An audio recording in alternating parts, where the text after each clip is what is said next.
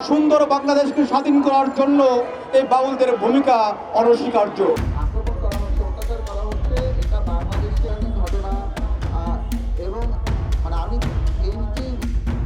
মহারাজ আবুল সরকার সে একজন সত্যিকার অর্থে সহজ সরল মনের একজন মানুষ। সেই মানুষটাকে তারা একমাত্র মাজারের পক্ষে আমরা কথা বলে থাকি, অলিয়া উলিয়ার গুণগান করে থাকি। সেই কারণটা তুলে ধরে তাকে গ্রেপ্তার করা হয়েছে। এই মিথ্যে অপবাদ যারা দেয়, আমরা আল্লাহকে নিয়ে কটূক্তি করি, ধর্ম অপমাননা করি, আমরা ধর্মের উপরে আঘাত হেনেছি। আমি জানতে চাই, গতকাল মানিকগঞ্জ আমার নিরীহ ছেলেদের উপরে যারা আঘাত করলো, মাথা ফাটাইলো, তারা আবার ফেসবুকে এসে, তারা আবার লাইভে এসে মুসল্লি তারা বলতেছে যে আমাদের উপরে পাউন্ডরা হামলা করেছে। একটা পাউন্ড ধরে ধরে জবাই কর। তাহলে এত বড় দুঃসাহস, এত বড় কথা তারা কিসের ইন্ধনে আর কার শক্তিতে বলে? নির্দোষ মানুষকে শুধু জেল খাটাচ্ছে, গ্রেপ্তার করেছে। আমি আবুল সরকার সাহেবের নিঃশর্তে মুক্তি দান। আমরা ন্যূনতম চক্ষু লজ্জাটাও নাই আমাদের ওই পুরো ভিডিওটা দেখার। আমরা যে ভয়াবহ তথ্য সন্ত্রাসের ভিতরে আছে এই মুহূর্তে, এই মুহূর্তে আমাদের সবচেয়ে গুরুত্বপূর্ণ দায়িত্ব ছিল ওই ভিডিওটা কে এডিট করলো, কে তাকে এই বিপত্তির মধ্যে ফেলো, তাকে খুঁজে বের করা। আমরা তা না করে একটা পরিষ্কার আলোচনা থেকে একটা মিসকোটেশনের উপর ভিত্তি করে একটা মানুষের জীবনকে দুর্বিষহ করে তুলছি। এবং সারা দেশে এই ঘটনাটা আমরা গত দীর্ঘদিন ধরেই দেখতে পাচ্ছি। আমার মনে হয় এই মুহূর্তে প্রশাসনের 21 শতকে এসে এই মুহূর্তে প্রশাসন যদি এই জিনিসটাকে খেয়াল না করে যে একটা বক্তব্যের মিসকোটেশন হতে পারে, তাহলে কিন্তু আপনারা এই যে কবর থেকে তুলে এনে কাজী নজরুল ইসলামেরও বিচার করতে হবে। নাইলে খোদার আসন আরশ ছেদ করে যাওয়ার লাইন বের করে নিয়ে এসে আজকে আমরা নজরুলেরও মৃত্যুদণ্ড দাবি করতে পারি। বাংলাদেশের বাউল ফকিররা মুক্তিযুদ্ধ করেছে, সুতরাং ওনাদেরকে এভাবে করে দেখার কিছু নাই যে আপনারা বারবার অত্যাচার করতেই থাকবেন।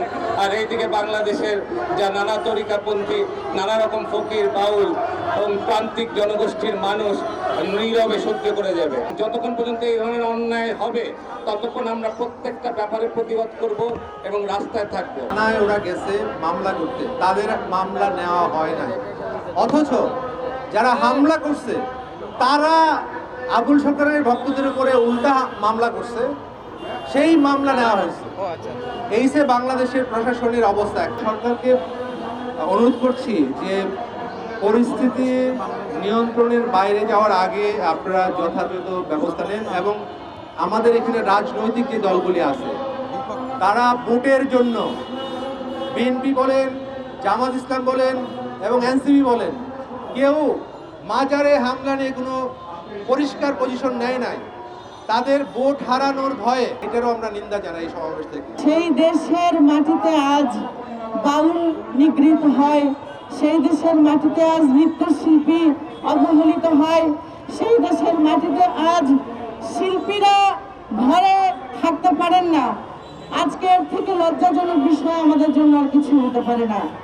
30 লক্ষ শহীদের রক্তের বিনিময়ে অর্জিত যে স্বাধীনতা, সেই স্বাধীনতা একটি অসাম্প্রদায়িক বাংলাদেশের স্বাধীনতা। সেই স্বাধীনতা সকল ধর্ম, বর্ণ, পেশার মানুষের সহমর্মী হয়ে, সহযোগী হয়ে, একে অপরের হাতে হাত ধরে, কাঁধে কাঁধ রেখে একসঙ্গে মিলেমিশে ভালোবেসে সেই বাংলাদেশে থাকার, সেই বাংলাদেশের কথা। কিন্তু আজকের সেই বাংলাদেশ খণ্ড খণ্ড বিচ্ছিন্ন হয়ে যাচ্ছে। সেইটার কি কারণ আপনারা সকলে জানেন। যে জুলাই অভ্যুত্থান, যে ফ্যাসিজমের বিরুদ্ধে গঠিত হয়েছিল, এই সকল আচরণ আবার সেই ফ্যাসিবাদকে আমাদের স্মরণ করিয়ে দেয়। এটাকেই ফ্যাসিবাদ বলা হয়, যে নিজের মতকে অপরের উপর জোর করে চাপিয়ে দেওয়ার যে প্রবণতা। তো একের পর এক যখন ঘটনা ঘটছে, এখানে বারবার প্রতিবাদ সমাবেশ হচ্ছে, আন্দোলন হচ্ছে, কিন্তু তার কোনো প্রতিকার হচ্ছে না। এই প্রেক্ষিতে দাঁড়িয়ে আমি বলতে চাই, বাংলাদেশের সকল বাউল ফকির সাধু সন্ন্যাসী সকল তরিকতপন্থী মানুষদেরকে আহ্বান করতে চাই, আপনারা যতদিন না পর্যন্ত রাজনৈতিকভাবে সংগঠিত না হচ্ছেন ততদিন আপনাদের এই রকম ঘটনা থেকে পরিত্রাণের উপায় নাই। এই সমাবেশ থেকে আমি আহ্বান জানাই বাংলাদেশের সকল তরিকতপন্থী মানুষদের যে আপনারা নিজস্ব রাজনৈতিক শক্তি গড়ে তুলুন। তার প্রেক্ষিতে এই বাংলায় আমাদের যে হক, এই বাংলার ভাবুকদের যে হক, সেই হক আদায়ের জন্য ঐক্যবদ্ধ হন। সুবিধের উপর যেই নির্মম নির্যাতন নিপীড়ন আপনারা চালাচ্ছেন তা অবিলম্বে আপনাদেরকে বন্ধ করতে হবে। এই তৌহিদি জনতা কারা? যাদেরকে প্রশাসন প্রোটেকশন দেওয়া হচ্ছে, প্রশাসন তাদেরকে জামাই আদর করা হচ্ছে। এটা বাংলার সুফি সমাজ, বাংলার তরিকতপন্থী জনগণ, বাংলার বাউল সমাজ, বাংলার সংস্কৃতি প্রেমী জনগণ এটা মেনে নেবে না, মেনে নিতে পারে না। যে ঘটনা আবুল সরকারকে নিয়ে হয়েছে এটা আমাদের কাছে আর গ্রহণযোগ্য নয়। আমরা সরকারকে বলতে চাই, আপনাদেরকে আমরা যথেষ্ট সময় দিয়েছি এবং আমরা যখন আপনারা ইতিবাচক ভূমিকা পালন করেছেন, ফকির লালন শাহকে যখন জাতীয়ভাবে মর্যাদা দিয়েছেন, আমরা আপনাদের পেছনে থেকেছি, আপনাদেরকে অভিনন্দন জানিয়েছি। সমগ্র বাংলাদেশের ফকির, বাউল, সাধু, সন্ত, বৈষ্ণব, সুফি প্রত্যেকেই আপনাদেরকে অভিনন্দন জানিয়েছি।